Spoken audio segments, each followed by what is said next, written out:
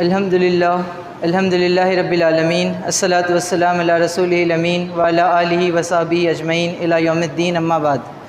فاعوذ باللہ من الشیطان الرجیم، بسم اللہ الرحمن الرحیم۔ ومن احسن قولا ممن دعا الی اللہ وعمل صالحا وقال اننی من المسلمین، صدق اللہ العلی العظیم۔ رب اشرح لی صدری ویسر لی امری واحلل عقدۃ من لسانی یفقہوا قولی، رب یسر ولا تعسر وتمم بالخیر۔ محترم و معزز بزرگوں، بھائیوں، دوستوں، السلام علیکم ورحمۃ اللہ وبرکاتہ۔ یہ اللہ تعالیٰ کا بے انتہا شکر اور احسان ہے کہ اس نے ہمیں ایمان والا بنایا، اسلام کی نعمت سے نوازا، دین کی نعمت سے نوازا۔ یہ جو جملہ اس وقت ہم نے آپ کے سامنے کہا کہ یہ اللہ تعالیٰ کا بہت بڑا احسان ہے کہ اس نے ایمان والا بنایا، یہ وہ جملہ ہے جو ہم ہمیشہ سنتے ہیں، ہمیشہ کہتے ہیں۔ ہمارے دینی مجالس میں، دینی اجتماعات میں، جمعہ کے بیانات میں، دروس قرآن میں ہمیشہ اس بات کا ذکر ہوتا ہے کہ یہ اللہ تعالیٰ کا بہت بڑا احسان ہے، بہت بڑی نعمت ہے کہ اس نے اسلام کی دولت دی۔ اور یہ بات سچ بھی ہے کہ اس سے بڑی کوئی نعمت نہیں ہے، اس سے بڑی کوئی دولت نہیں ہے، اس سے بڑا کوئی احسان نہیں ہے۔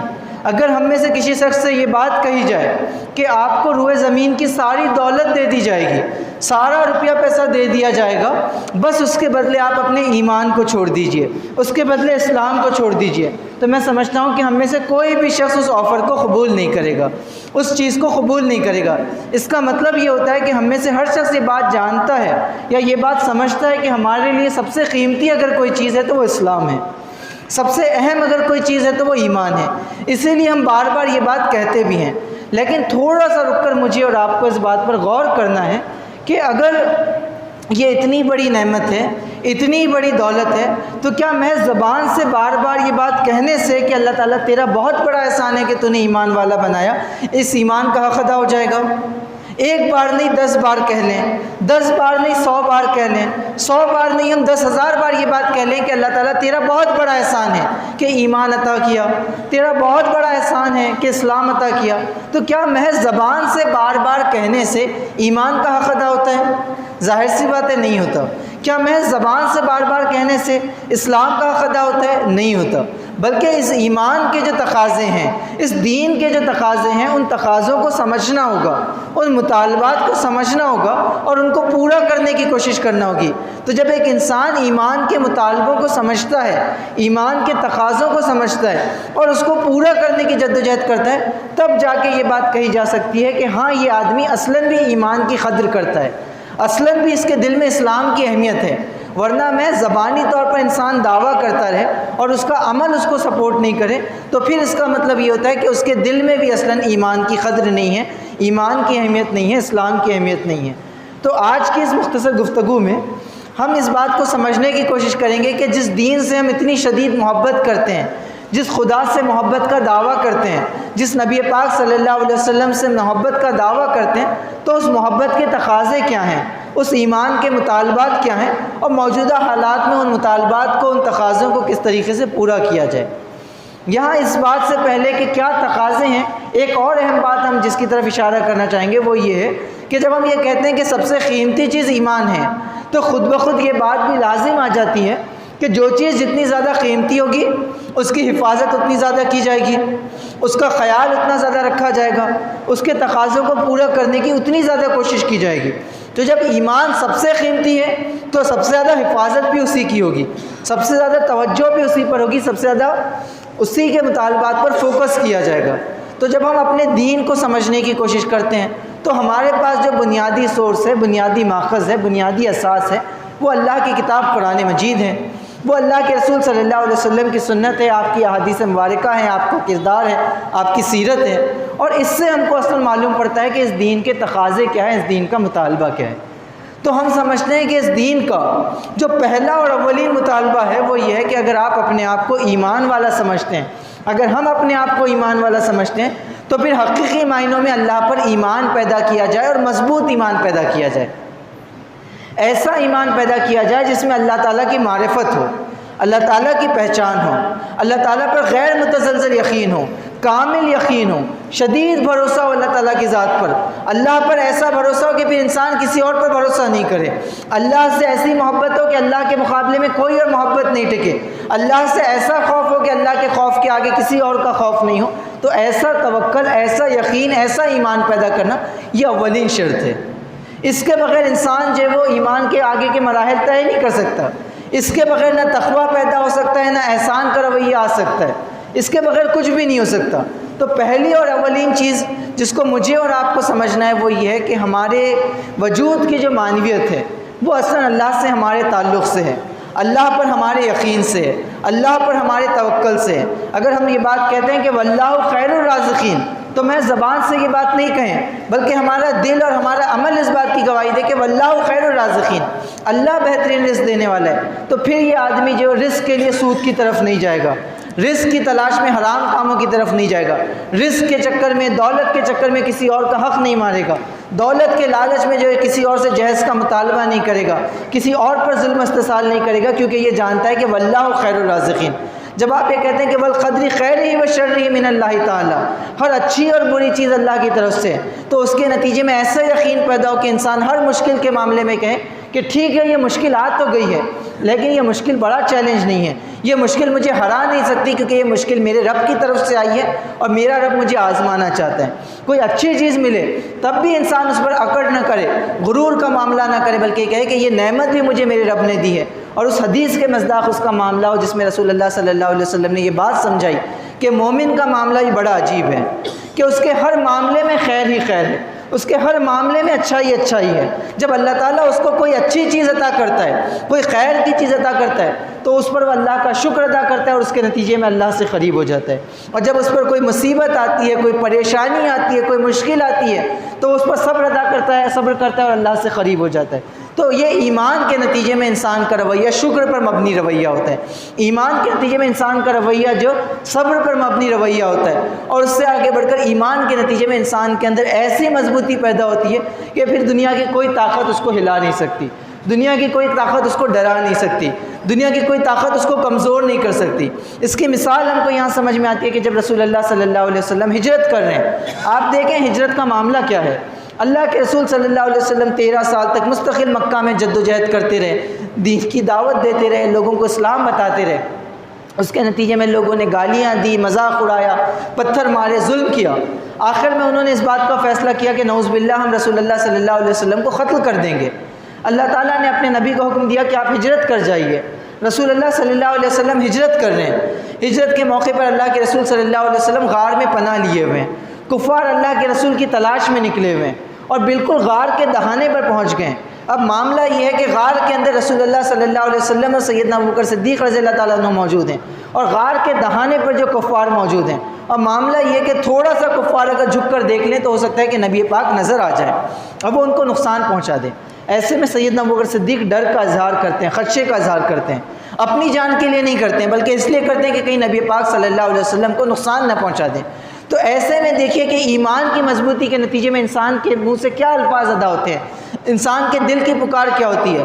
جب رسول اللہ صلی اللہ علیہ وسلم پر یہ سچویشن کریٹ ہوتی ہے، ایسے حالات آ جاتے ہیں کہ لوگ جان کے دشمن بن گئے، غار میں پناہ لیے ہوئے دشمن جو غار کے بالکل قریب، غار کے دہانے پر کھڑا ہوا ہے، ایسے میں اللہ کے رسول صلی اللہ علیہ وسلم سیدنا ابوبکر صدیق کو تسلی دیتے ہوئے کہتے ہیں کہ لا تحزن ان اللہ معنا، لا تحزن ان اللہ معنا، غم نہ کر اللہ ہمارے ساتھ ہے۔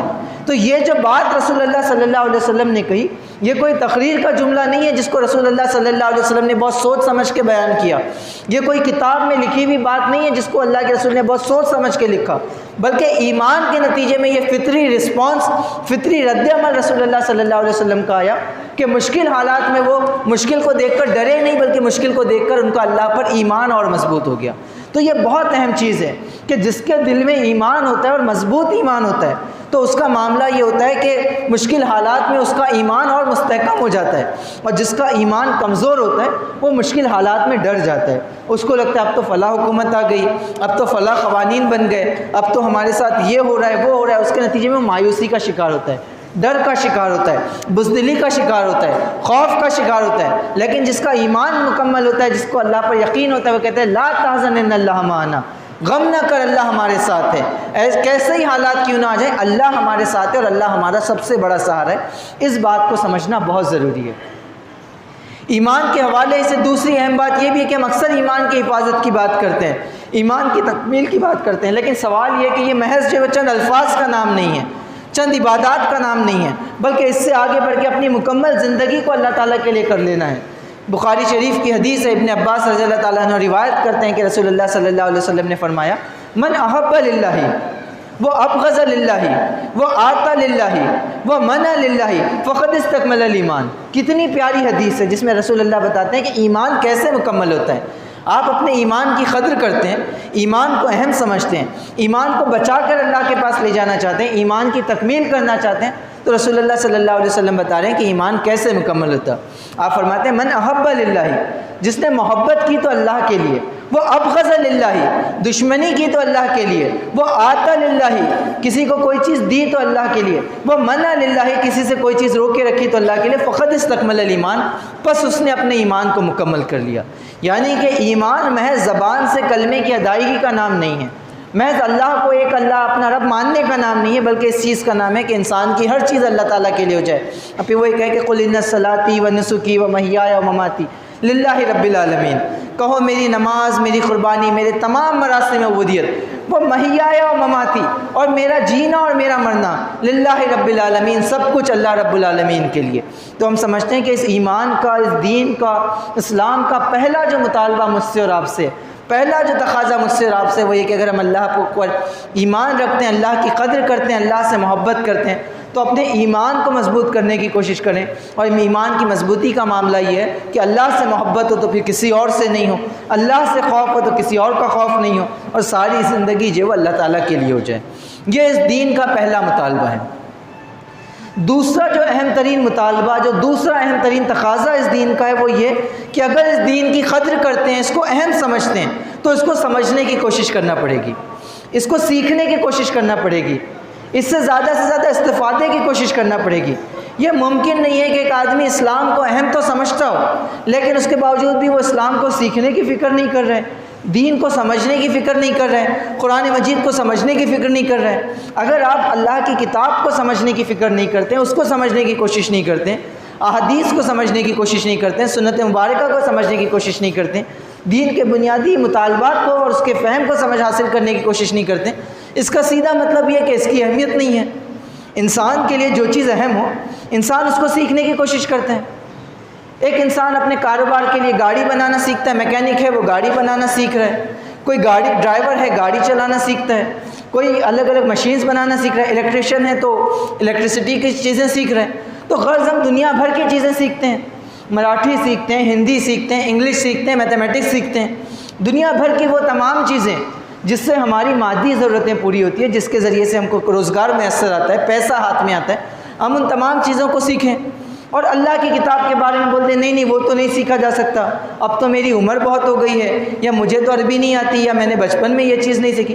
بچپن ہو، جوانی ہو یا بڑھاپا ہو، اگر انسان اللہ کے دین کی قدر کرتا ہے تو اس کے لیے ضروری ہے کہ اللہ کے دین کو سیکھے، اور اللہ کے دین کو سیکھنے کے لیے ضروری ہے کہ اللہ کی کتاب قرآن مجید سے اور اللہ کے رسول صلی اللہ علیہ وسلم کے پیغام سے، آپ کی سنت سے، آپ کی سیرت سے اپنے تعلق کو مضبوط کیا جائے۔ تو ہم سمجھتے ہیں کہ اس دین کا دوسرا بہت اہم مطالبہ یہ ہے۔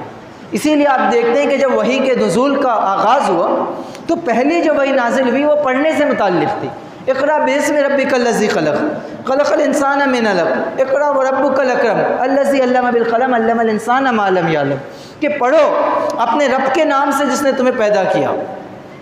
تو پہلا جو حکم دیا گیا نبی پاک کو وہ پڑھنے کا حکم دیا گیا۔ اللہ تعالیٰ قرآن مجید میں سوال کرتا ہے کیا اندھے اور آنکھ والے برابر ہو سکتے ہیں؟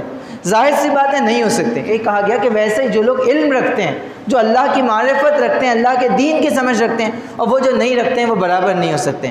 اللہ تعالیٰ قرآن مجید میں کہتے ہیں اللہ سے تو وہی لوگ ڈرتے ہیں جو علم رکھتے ہیں۔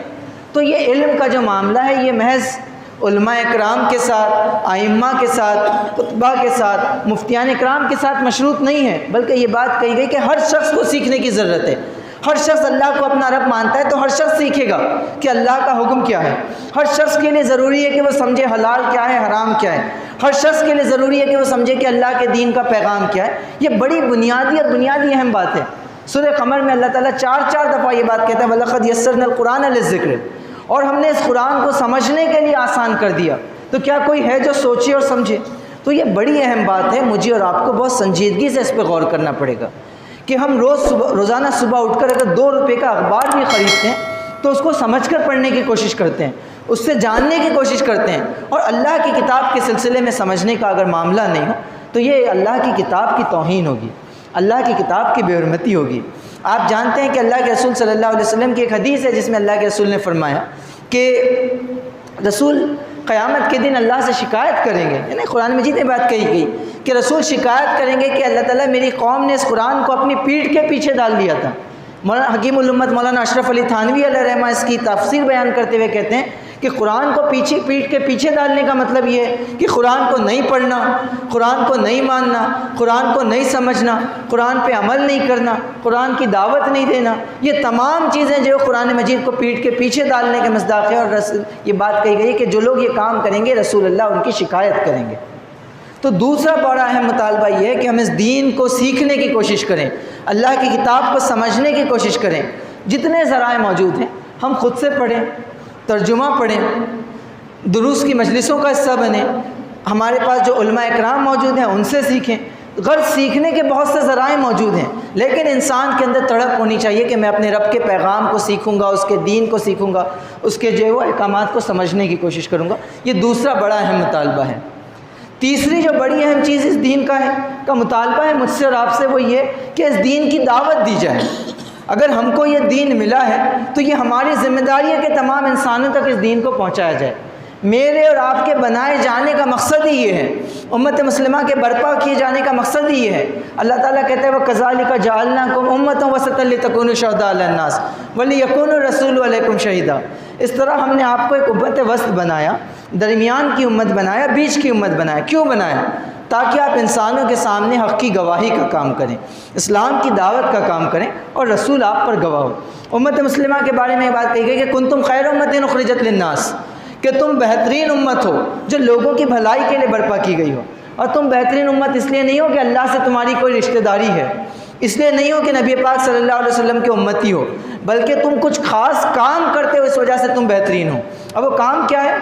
امر بالمعروف، تم معروف کا حکم دیتے ہو، اچھے کاموں کا حکم دیتے ہو، نہی عن المنکر، برائیوں سے روکتے ہو، منکرات سے روکتے ہو، گناہ سے لوگوں کو روکتے ہو، تؤمنون باللہ، اور اللہ پر ایمان رکھتے ہو۔ اس بیان کی شروعات میں جو آیت ہم نے آپ کے سامنے پڑھی اس میں اللہ تعالیٰ کہتا ہے وَمَنْ أَحْسَنُ قَوْلًا مِمَّنْ دَعَا إِلَى اللَّهِ وَعَمِلَ صَالِحًا وَقَالَ إِنَّنِي مِنَ الْمُسْلِمِينَ۔ وَمَنْ أَحْسَنُ قَوْلًا مِمَّنْ دَعَا إِلَى اللَّهِ، اس شخص سے اچھی بات کس کی ہو سکتی ہے؟ جو اللہ کی طرف بلائے، وہ عمل صالحًا، وہ اور نیک اعمال کرے، وہ اور کہے کہ وَقَالَ إِنَّنِي مِنَ الْمُسْلِمِينَ، اور کہے کہ میں مسلمانوں میں سے ہوں۔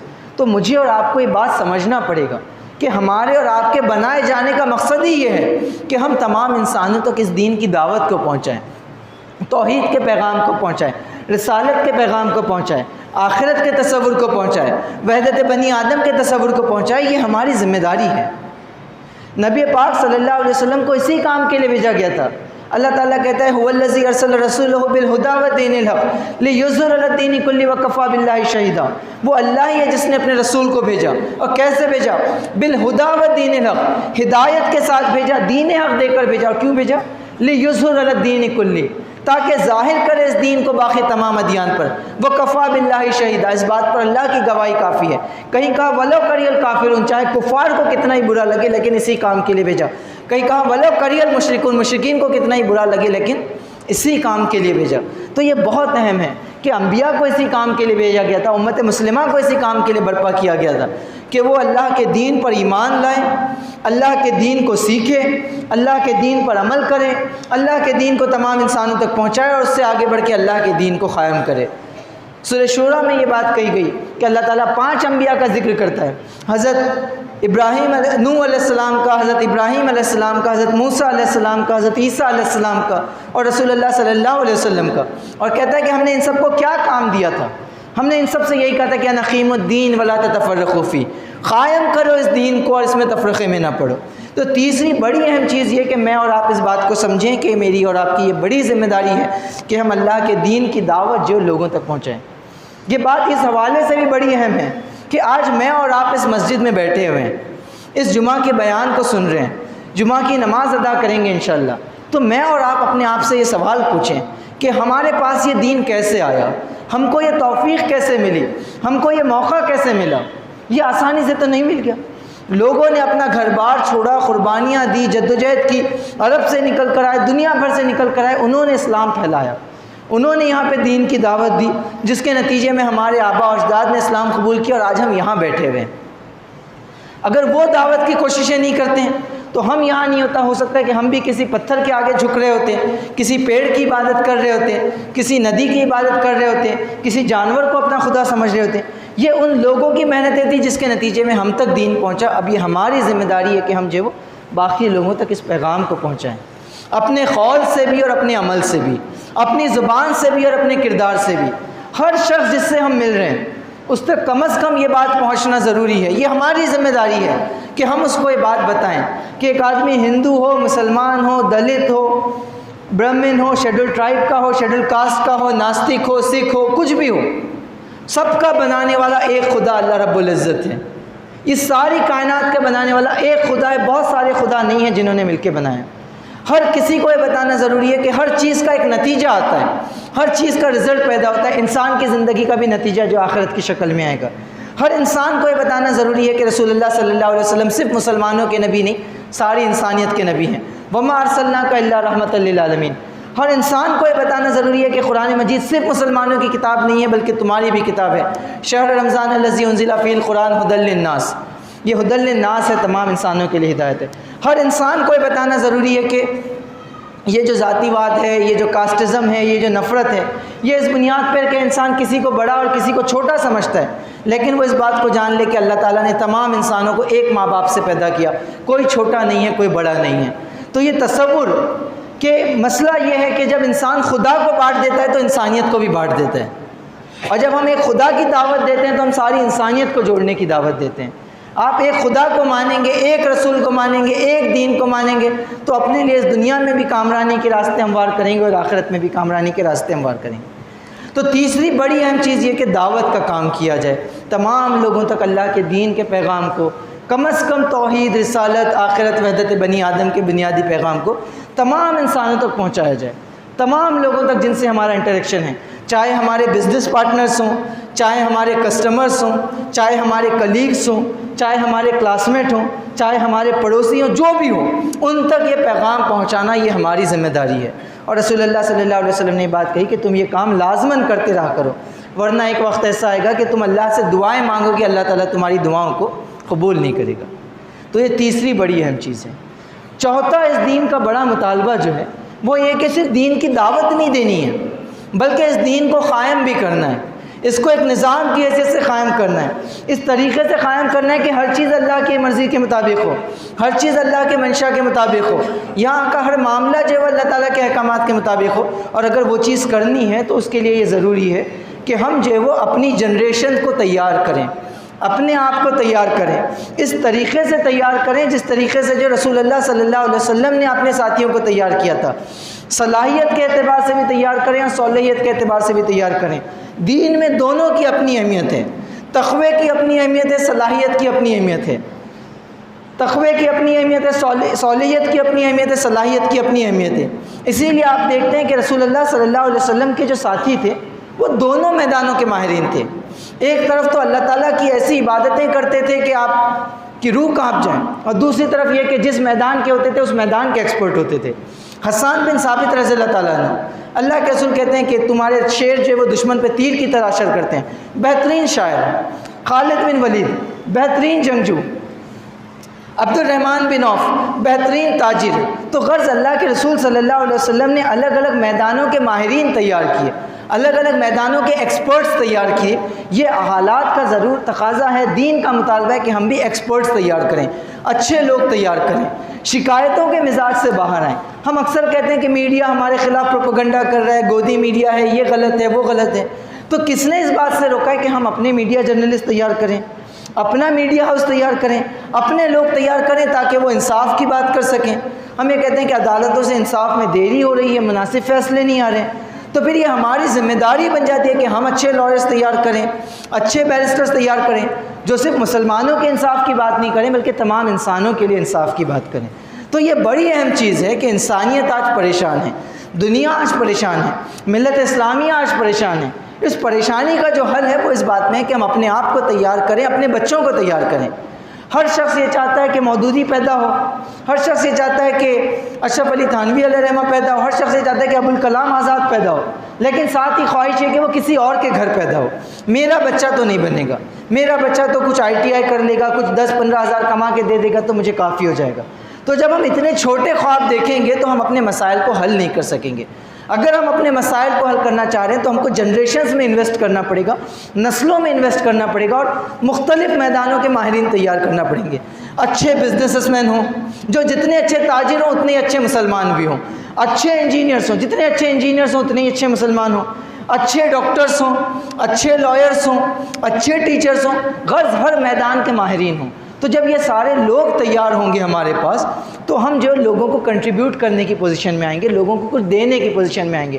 رسول اللہ صلی اللہ علیہ وسلم نے جو بات کی کہ خیر الناس میں ینفع الناس، انسانوں میں سب سے اچھا وہ ہے جو انسانوں کو نفع پہنچائے۔ آپ نفع کب پہنچائیں گے؟ جب آپ کے پاس خود کوئی چیز موجود ہوگی تو اپنے آپ کو اس حوالے سے تیار کرنا۔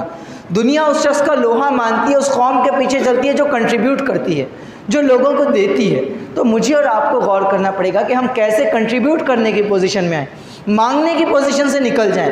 ہم کو یہ چاہیے، ہم کو وہ چاہیے، آرکشن مل جائے، ریزرویشن مل جائے، اسکالرشپ مل جائے، جو آپ کا جائز حق ہے اس کا مطالبہ کیجیے، لیکن اس سے آگے بڑھ کے ہم کو یہ سمجھنا پڑے گا کہ امت مسلمہ کی جو پوزیشن ہے وہ مانگنے والی کمیونٹی کی نہیں ہے، وہ دینے والی کمیونٹی کی ہے۔ تو یہ چوتھی بڑی اہم چیز ہے۔ اور پانچویں مطالبے کے ساتھ جس کے ساتھ ہم بات ختم کریں گے وہ یہ کہ اس دین کا پانچواں اہم مطالبہ یہ ہے کہ اتحاد پیدا کیا جائے، اتفاق پیدا کیا جائے، یونٹی پیدا کی جائے۔ اللہ تعالیٰ قرآن مجید میں کہتا ہے کہ واعتصموا بحبل اللہ جمیعا ولا تفرقوا، اور سب مل کر اللہ کی رسی کو مضبوطی سے پکڑ لو، ولا تفرقوا، اور تفرقے میں نہ پڑو۔ تو یہ بڑی اہم چیز ہے۔ ہم بہت بڑی تعداد میں اس ملک میں ہیں، بہت بڑی تعداد میں اس دنیا میں ہیں، لیکن چھوٹے چھوٹے مسائل کی بنیاد پر، چھوٹے چھوٹے ایشوز کی بنیاد پر کسی کو کافر کہنا، کسی کو فاسق کہنا، کسی کو منافق کہنا، کسی کو بدعتی کہنا، کسی کو مشرک کہنا، یہ دین کا مزاج نہیں ہے۔ چھوٹے چھوٹے اختلاف، فروعی معاملات میں اختلاف کی بنیاد پر آپ کی نماز نہیں ہوتی، آپ ہماری مسجد میں نہیں آئیے، ہم آپ کی مسجد میں نہیں آئیں گے، آپ ہمارے پاس نہیں آ سکتے، آپ ان کے پاس نہیں جا سکتے، یہ دین کا مزاج نہیں ہے۔ دین تو اتحاد پیدا کرتا ہے، دین تو محبت پیدا کرتا ہے، دین تو لوگوں کو جوڑتا ہے۔ تو ہم کو بھی اپنے اندر یہ حوصلہ پیدا کرنا پڑے گا کہ ہم اپنی کمیونٹی کے اندر بھی، مسلمانوں کے اندر بھی قرآن و سنت کی بنیاد پر، عدل اور انصاف کی بنیاد پر اتحاد پیدا کریں، اور یہ اتحاد صرف ود ان مسلم کمیونٹی نہ ہو بلکہ اکراس کمیونٹی بھی، برادران وطن سے بھی، اپنے غیر مسلم بھائیوں سے بھی جو اتحاد پیدا کیا جائے۔ قرآن مجید کہتا ہے تعاون علی البر والتقوی ولا تعاون علی الاثم والعدوان، نیکی اور بھلائی کے کاموں میں ایک دوسرے کا تعاون کرو، گناہ اور بدی کے کاموں میں کسی کا تعاون نہ کرو۔ تو دین جو چیز سکھا رہا ہے وہ ساتھ مل کر کام کرنے کی بات ہے، ساتھ مل کر رہنے کی بات ہے۔ تو توڑنے کی جتنی گفتگو ہے، تفریق کی جتنی گفتگو ہے، ایک دوسرے کو متنفر کرنے کی جتنی گفتگو ہے، اس کو کم کیا جانا چاہیے، اس کو ختم کیا جانا چاہیے، اور مسلمانوں کے اندر اتفاق پیدا ہو، اتحاد پیدا ہو، محبت پیدا ہو، ٹیم اسپرٹ پیدا ہو، اس کی کوشش ہم کو کرنی چاہیے۔ تو ہم سمجھتے ہیں کہ یہ اور بھی بہت سی باتیں ہو سکتی ہیں، لیکن یہ 5 فنڈامنٹل باتیں، 5 بنیادی نوعیت کی باتیں ہم نے آپ کے سامنے شیئر کی۔ ہم سمجھتے ہیں کہ یہ بہت ہی بنیادی قسم کی چیزیں، اگر اس کا ہم خیال کریں گے تو اس کے نتیجے میں ہم اپنی زندگی کو بھی تبدیل کر سکیں گے اور جو وہ اپنے معاشرے کو بھی تبدیل کر سکیں گے۔ آخری بات ہم یہ کہیں گے کہ یہ جو جمعہ کے بیانات ہوتے ہیں، ہمارے جو اجتماعات ہوتے ہیں، یہ جو ساری چیزیں ہوتی ہیں یہ اصلاً عمل کے لیے ہوتی ہے۔ اس کا معاملہ یہ نہیں ہونا چاہیے کہ تقریر ہوئی، کچھ لوگوں نے تقریر کی اور کچھ لوگوں نے تقریر سنی اور چلے گئے، کچھ لوگ بولنے کے لیے، کچھ لوگ سننے کے لیے، ایسا معاملہ نہیں ہے، بلکہ ہر شخص اصلاً عمل کے لیے۔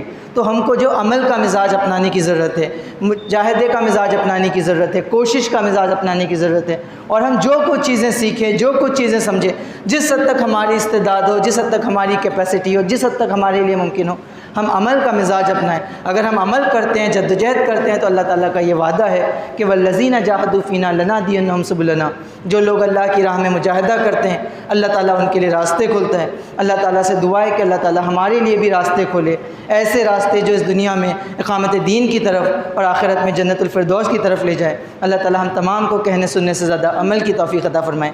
آمین۔ وآخر دعوانا ان الحمد للہ رب العالمین۔